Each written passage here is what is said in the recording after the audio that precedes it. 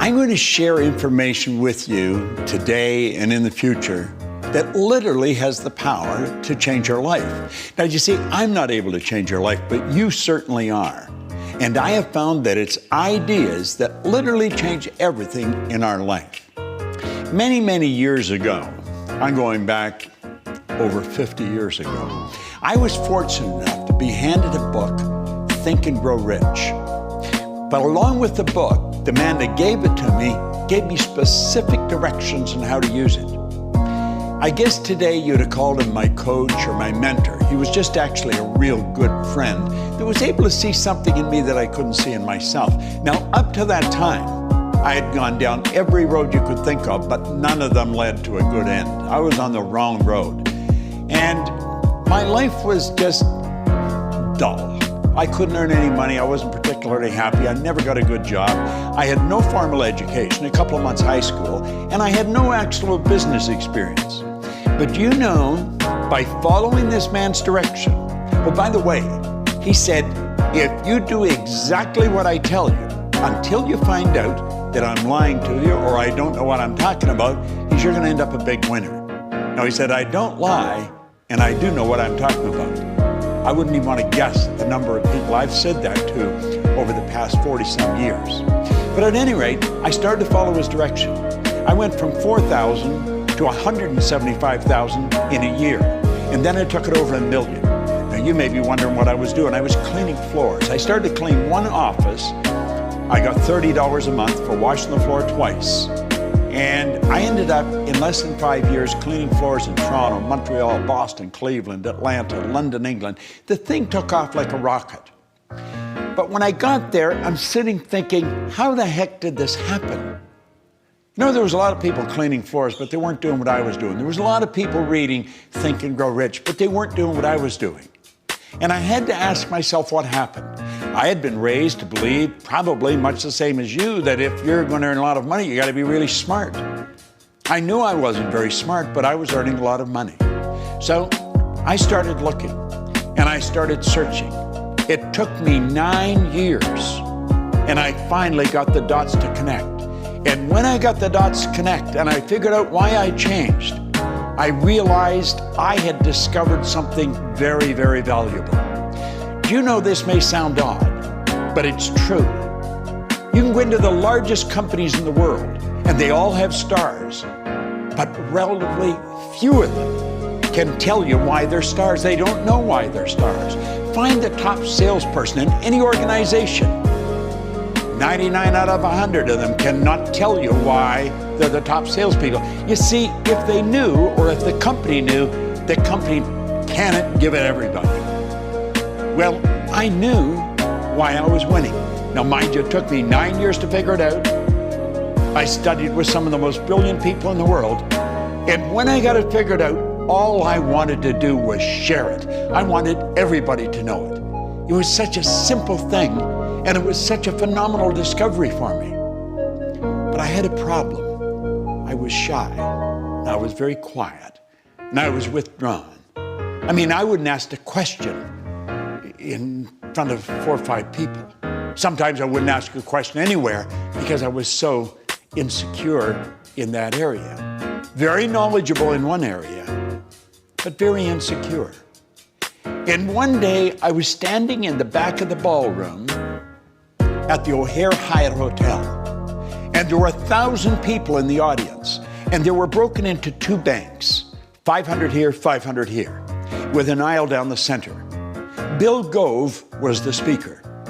Now, Bill's gone now, God bless him, but he was considered the Frank Sinatra of speakers. I mean, he was the best in the world, and I was watching him. And he had a handheld mic, and he was on the front corner of the group on the right-hand side of the ballroom. And he's saying, if I want to be free, I've got to be me. Not the me I think you think I should be. Not the me I think my wife thinks I should be. Not the me I think my kids think I should be. If I want to be free, I've got to be me.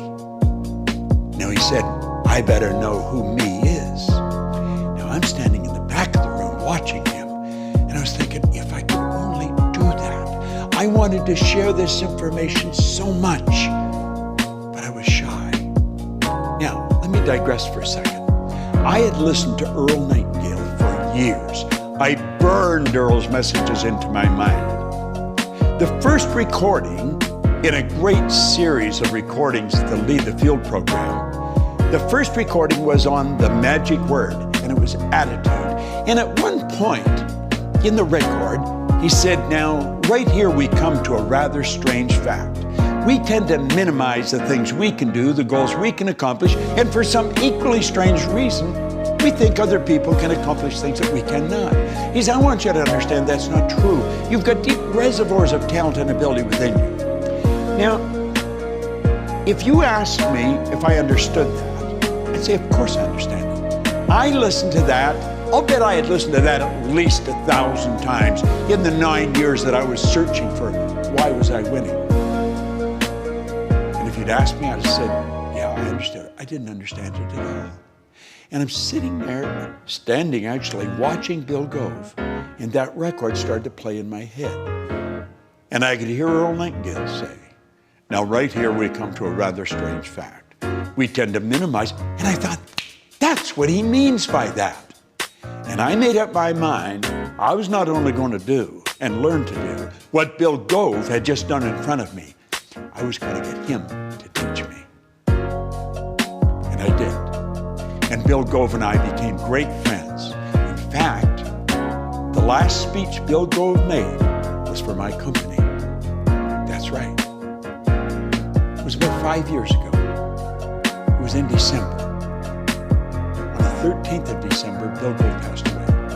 If he had lived till January, he would have been 90. He did what he loved right up until the last day. But I owe him such a vote of thanks.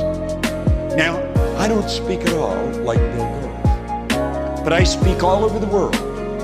I've spoken to groups of 50 people to 20,000. And you know something?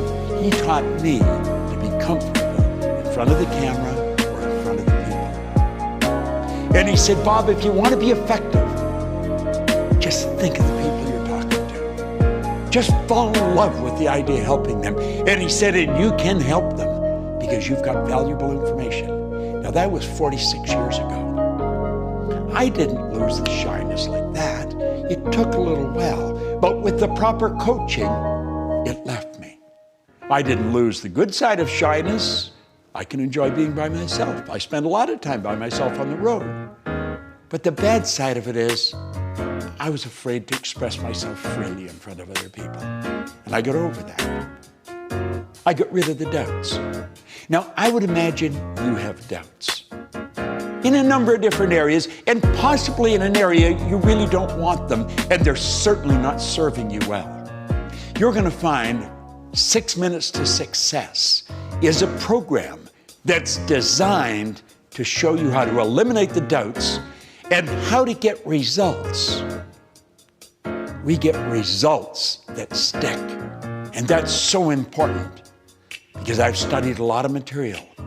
I've watched a lot of people working, and you can read a book or listen to some recordings or go to a seminar, and you'll find that right away there's a blip in your results. They get better, but they come right back down. They don't stick.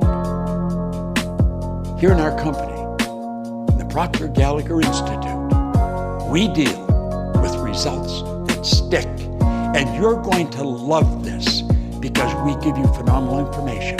Now, the one point that I want you to burn into your mind right now, and it may be totally illogical at first.